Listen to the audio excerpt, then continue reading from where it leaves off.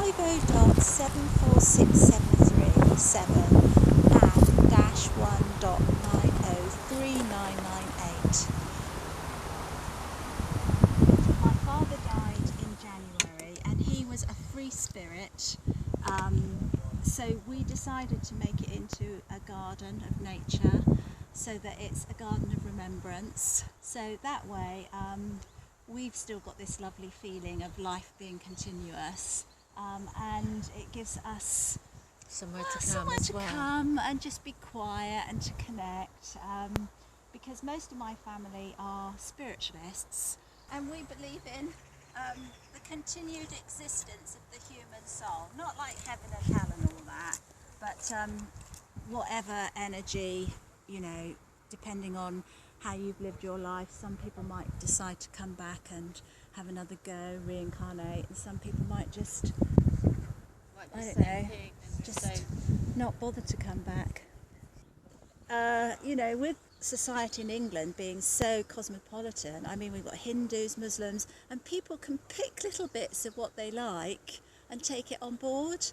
I mean, I've done meditation, which is part of the Hindu religion, and you know, Christianity allows you to absorb all this stuff now. So going around here, you'll see that a lot of the graves aren't as kind of Looked after. whereas as you're coming up to the newer, you know, where people are dying sort of in the last kind of 25 years, you can see their take. I mean, if you go up in the corner, a little child has died. I don't know if you can see it. I think that was in August. And it's absolutely beautiful. And the things that they've put there, and they've got little fairy lights that come on at night time. It's just because people are scared of death. I'm not scared of death because of spiritualism. We have mediums that actually can communicate with people that have passed on, and they tell us what it's like in the afterlife. So you're actually speaking, and we had, when my father died, he actually came through, didn't he, Debbie, to a medium and talked to us through her about And everything. usually it takes years, and sometimes We they were don't so even come lucky. through. We were so lucky. He came, and yet I've said to him, look, Dad, we've turned your plot into a garden. And, you know, I talk to these two people because I'm always walking over their grave, as you can see, to obviously tidy my dad's grave. And they, you know, because I don't want to be disrespectful, and I just want to say to them, you know, I'm walking on where you are, your bones and everything. And you do a bit of reading. Yeah, and I pull out the weeds for them so that they have, because, you know, I mean, these people, I don't know if they've got relatives because they've passed, and, you know, not everyone feels comfortable coming to a graveyard. And as I said, because we're a very closed society and we don't kind of worship our ancestors, we're uncomfortable with death.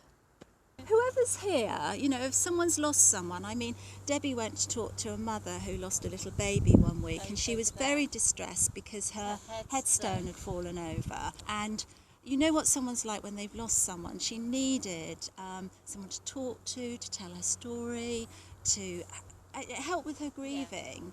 And so we're here planting, and we can kind of, like you are here, and we can share little bits and just chat to them. Sure. And it just kind of releases that burden. But like I said, if people aren't so fearful of death, they'd be more comfortable with it. Well, I've got a very difficult conversation coming up soon with my mother, she's 89, she's in her 90th year, and we need to talk to her about what her wishes are. So it's going to be a difficult conversation, but what I've done is I've taken photographs like you're doing so that I can show my mum how we take care of you know, her husband, Dad, and how she wants to commemorate her life, what she's done, whether she wants to be cremated, whether she wants to be buried. And I mean, you know, depending on what her decision is, whether she wants a cremation, I might suggest to her she might like her ashes interned here so that members of the family can just come and be quiet with her. It's a tricky subject to take up with the older generation, but it has to be discussed. Things happen. Not everyone's life is, well, you can see by the graves. We don't always get our 70. Some people are taken just like that, and you know, particularly with. Well, behind you, there's someone 21. Oh yeah. So you know these You know, so you conversations just need don't to need to take place. There, I've said enough, I think. Thank you very much. Welcome.